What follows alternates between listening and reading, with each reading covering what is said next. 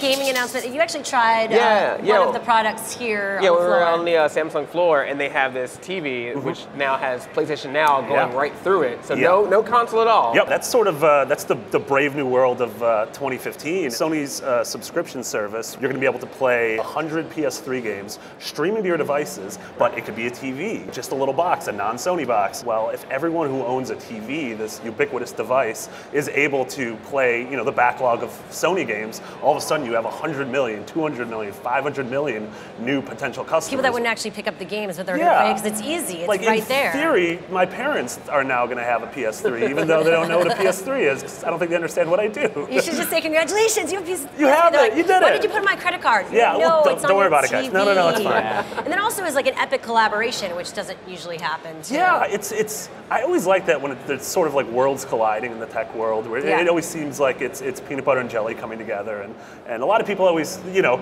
always worried that you're like, oh, everyone hates each other. It's like, no, everyone wants the best for, the best for technology and the best for the consumer, and so seeing something like this happen is really cool. And do you think this is the future? Do you think there's going to be a future where there's no console in gaming? Yeah, I mean, a lot of people have predicted the one console future or even the no console future, and the idea of having a single box where I can play any of the Nintendo games that I grew up on.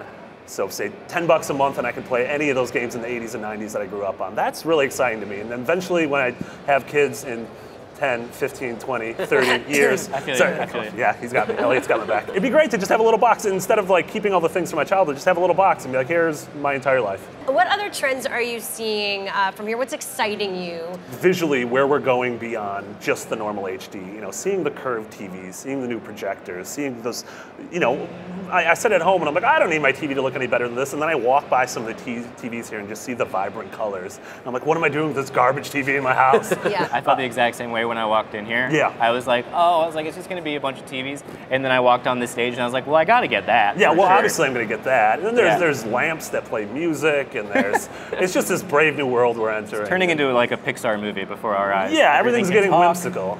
But the third act of a Pixar movie is always really dark, so I hope that doesn't happen. I don't want the that to happen at apocalypse, all. that's when that happens. We just fight each other.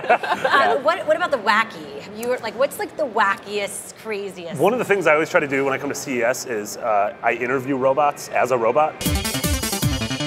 Robo dancing. Why didn't I hire you for that? So this year we're going to do Robot Roundup Part 2, where the robot tries to find love. And so we're going to see if we can find love in any of these robots. So far I've seen a Roomba that goes up the side of a wall. I don't know if we're going to find love there. And then there was a dog robot, but I'm allergic to dogs. I don't know if I'm allergic to dog robots though. So I guess time will tell. Time will tell.